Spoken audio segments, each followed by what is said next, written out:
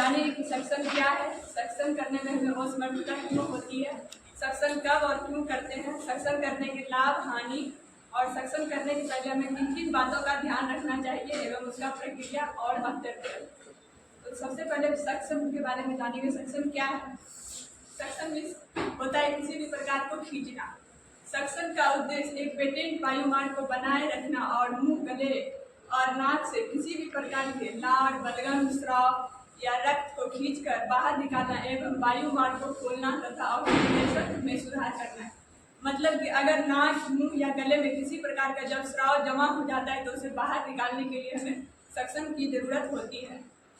अब हम जानें कि सक्शन करने में हमें असमर्थता क्यों होती है, क्यों हम सक्शन मतलब स्राव जो है वो साफ नहीं कर पाते हैं। थकान के कारण, अगर कोई अनकॉन्शियस पेशेंट है या अधिक मात्रा में हमारे मुंह और नाक में स्राव जमा हो गया है या विशेष रूप से गाढ़ा या चिपचिपे स्राव की उपस्थिति, मतलब अगर गाढ़ा या ज़्यादा चिपचिपा स्राव होता है तो वो हम स्वयं से साफ नहीं कर पाते हैं, इस कारण हमारा जो है वायुमार्ग अवरोध हो जाता है। खांसने पर पर्याप्त बल नहीं लगा पाने में असमर्थता। जब हम खांसते या छींकते हैं तो क्या होता है, बल लगाने की जरूरत है। जब वो बल हम नहीं लगा पाते हैं तो स्राव जो है वह हमारे नाक और मुंह में जमा हो जाता है। हम जानिए कि सक्शन कब और क्यों करते हैं। जब कोई रोगी प्रभावी खांसी द्वारा स्राव या पदार्थ को साफ करने में असमर्थ होता है तो हमें सक्शन की आवश्यकता होती है लार या बलगम को हटाने के लिए। जब आप स्वयं स्राव को साफ करने में असमर्थ हो, जब हम खुद से स्राव को साफ नहीं कर सकते हैं तो हमें सक्शन की आवश्यकता होती है। पूर्ण रूप से आंशिक या पूर्ण रूप से बाधित वायुमार्ग, मतलब जब हमारा वायुमार्ग पूर्ण रूप से या आंशिक रूप से अवरोध हो जाता है तो हमें सक्शन की आवश्यकता होती है। सर्जरी या फिर बेहोशी की हालत में अगर कोई पेशेंट जो है उल्टी कर रहा है तो उसे भी साफ करने के लिए हमें सक्शन की जरूरत पड़ती है। यदि कोई बच्चा मेकोनियम में पैदा हुआ, मतलब जब बेबी जन्म लेता है तो मेकोनियम मतलब होता है जो बेबी जन्म लेने के बाद जो पहला मल त्याग करता है उसे ही हम मेकोनियम कहते हैं, तो उसे साफ करने के लिए भी हमें सक्शन की आवश्यकता होती है। उसके बाद हम जानेंगे कि सक्शन करने के पहले हमें किन किन बातों का ध्यान रखना चाहिए। हाल ही में सिर और गर्दन के सर्जरी वाले मरीजों को सक्शन करने से बचें। मतलब अगर कोई भी पेशेंट का सिर या फिर गर्दन का किसी प्रकार का सर्जरी हुआ है तो उस मरीज का जो है हम सक्शन नहीं करेंगे। सक्शन करने से पहले हमें सक्शन के लिए हमें उचित तकनीक का उपयोग करना चाहिए। उचित सक्शनिक सीमाएं और अत्यधिक दबाव या अपर्याप्त बल लागू करने के जोखिमों को जानना चाहिए। मतलब सक्शन करने से पहले हमें ये जान लेना चाहिए कि सक्शन के लिए हमें कितने समय तक हम सक्शन करना चाहिए, उसका प्रेशर क्या होना चाहिए, अगर हम ज़्यादा देर तक सक्शन करेंगे तो उससे क्या खतरा हो सकता है, इन सब बातों का ध्यान रखना चाहिए। एवं श्वसन संकट से अन्य संभावित कारणों पर विचार करें। अगर हम उसको किसी प्रकार का श्वसन संबंधित प्रॉब्लम है तो उसके बारे में हमें जान लेना चाहिए। रोगी के सुधार के लिए, उसकी निगरानी के लिए हमेशा उसका वाइटल साइन चेक करते रहना चाहिए। सक्शनिंग के दौरान अगर मरीज को किसी भी प्रकार का दुष्प्रभाव होता है तो हमें तुरंत ही डॉक्टर को बताना चाहिए। उसके बाद हम जानेंगे कि सक्शन करने के लिए हमें प्रेशर कितना चाहिए, मतलब अलग अलग कोई उम्र का मरीज है, बच्चा है, बड़ा है, तो हमें कितना प्रेशर रखना चाहिए। अगर हमारा न्यूनेटर बेबी है तो उसके लिए हम 40 से 60 mmHg प्रेशर रखना चाहिए। इन्फेंट के लिए 60 से 80 mmHg और चाइल्ड के लिए 80 से 100 mmHg और एडल्ट के लिए 100 से 120 mmHg। 200 mmHg से हमें ज़्यादा प्रेशर नहीं रखना चाहिए। mmHg का मतलब हुआ मिलीमीटर मर्क्यूरी। अलग अलग उम्र के लिए हम अलग अलग कैथेटर का यूज करते हैं, जैसा कि हम यहाँ पे दिखाई दिए हैं। अलग अलग सक्शन के लिए जो है हमारा अलग अलग सेंटीमीटर का हम सक्शन कैथेटर का यूज करते हैं। जैसे कि एडल्ट के लिए 20 से 24 सेंटीमीटर का कैथेटर, बड़े बच्चों के लिए 14 से 20 सेंटीमीटर का एवं छोटे बच्चों के लिए 8 से 14 सेंटीमीटर का हम सक्शन कैथेटर का यूज करते हैं। अब हम जानेंगे कि सक्शन करने के क्या लाभ है, मतलब सक्शन करेंगे तो उससे हमें क्या लाभ हो सकता है। सक्शन करने के बाद जो होता है हमारा वायुमार्ग खुल जाता है, हम सांस अच्छी तरह से ले पाते हैं, हमारा जो भी वायुमार्ग में अवरोधक स्राव होता है वो हट जाता है, ऑक्सीजन का स्तर सामान्य होता है। इसका हानि जानेंगे। अगर हम यह एक सौम्य प्रक्रिया होनी चाहिए, मतलब सक्शन जो हमें आराम तरीके से करना चाहिए, बहुत ज़्यादा आक्रामक तरीके से हमें सक्शन नहीं करना चाहिए।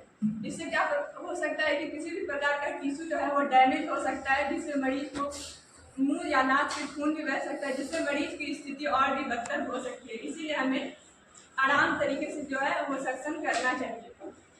हमें 15 से 20 सेकंड से ज़्यादा देर तक सक्शन नहीं करना चाहिए। अगर ज़्यादा देर तक हम सक्शन करेंगे तो मरीज जो है वो हाइपोक्सिया का शिकार हो सकता है।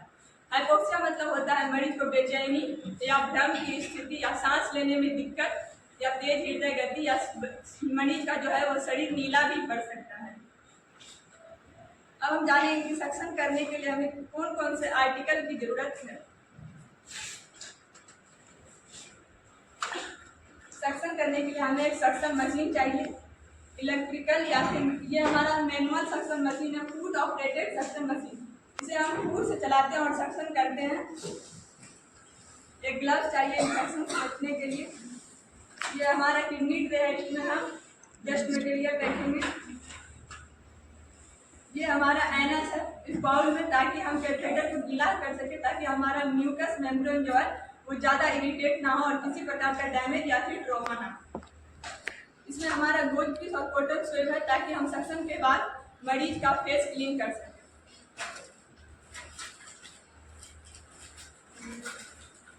ये हमारा पेपर बैग है, इसमें हम वेस्ट मटेरियल कलेक्ट कर सकते हैं सूखा। ये हमारा म्यूकस एक्सट्रैक्टर है, इससे भी जो है हम स्राव साफ कर सकते हैं।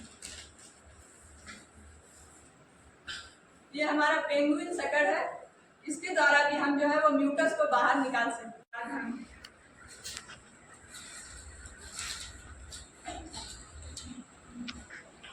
कैथेटर का एक्सपायरी डेट चेक करेंगे एवं कैथेटर को बाहर निकाल के हम सक्शन ट्यूब से कनेक्ट करेंगे। सक्शन ट्यूब को हम कनेक्ट पहले से करके देखो यहाँ पहले जो हम कैथेटर को एनएस में डालेंगे ताकि वो गीला हो जाए और हमारा म्यूकस मेम्ब्रेन इरिटेट ना हो। इसके बाद हम कैथेटर को मुंह में इंसर्ट करेंगे, हाथ की लंबाई से पकड़ के।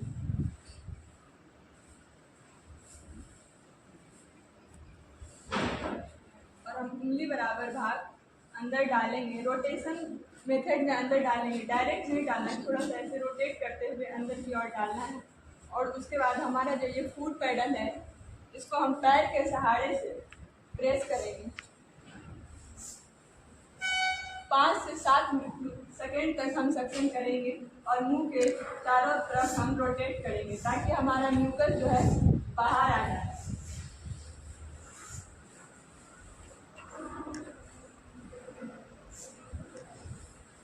यदि बच्चा रोने लगे और सामान्य तरीके से सांस लेने लगे तो हम कैथेटर को बाहर निकालेंगे, और अगर यदि ऐसा नहीं है तो हम प्रक्रिया को दोहराएंगे। मतलब फिर से जो है हम उसे कैथेटर को बीच बीच में हम उसे निकाल करके एनएस में थोड़ा प्लस करेंगे और उसके बाद हम फिर से रोटेशन मेथड में मुंह में इंसर्ट करेंगे और पैडल फुट पैडल को प्रेस करेंगे, ताकि हमारा सारा म्यूकस बाहर आ जाए। सक्शनिंग के बीच बीच में हमें 30 सेकेंड से 1 मिनट तक के बीच में हमें मरीज को रेस्ट देते रहना चाहिए। जब हमारा मुंह से सारा स्राव बाहर निकल जाए तो हमें रोटेशन मेथड में ही धीरे धीरे हम कैथेटर को बाहर निकाल लेंगे। उसके बाद हम एनएस में इसे फ्लश करेंगे और उसके बाद हम इसे नाक में भी, नाक के दोनों छिद्रों में बारी बारी से डालेंगे कैथेटर को, और उसके बाद हम सक्शनिंग करेंगे।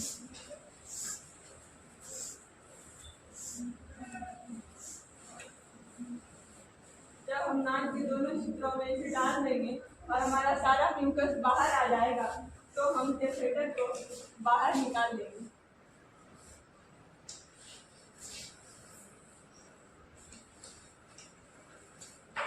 उसके बाद कैथेटर को हम सक्शन ट्यूब से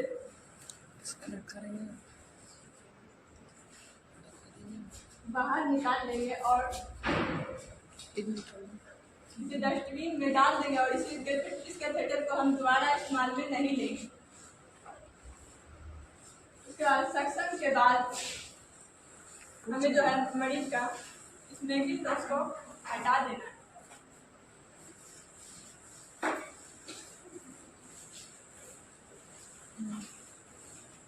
मेकिंग टॉस को हटा देने के बाद मरीज को हम कंफर्टेबल पोजीशन में लिटा देंगे और उसके बाद हम वो इसकी मदद से हम मरीज का जो है फेस और पूरे मुंह और फेस को क्लीन कर देंगे, ताकि जो भी हमारा स्राव जो हम बाहर निकाले थे अगर इधर थोड़ा सा भी लगा हुआ है तो उसे हम पूरे फेस को क्लीन कर देंगे।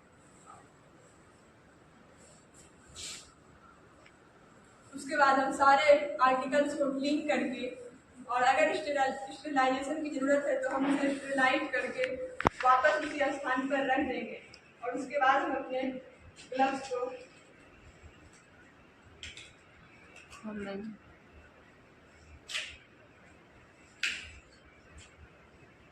को निकाल के हैंड वॉश कर लेंगे और मरीज को सक्शन देने का कारण, समय, दिनांक सब कुछ जो है केस शीट में दर्ज कर देंगे।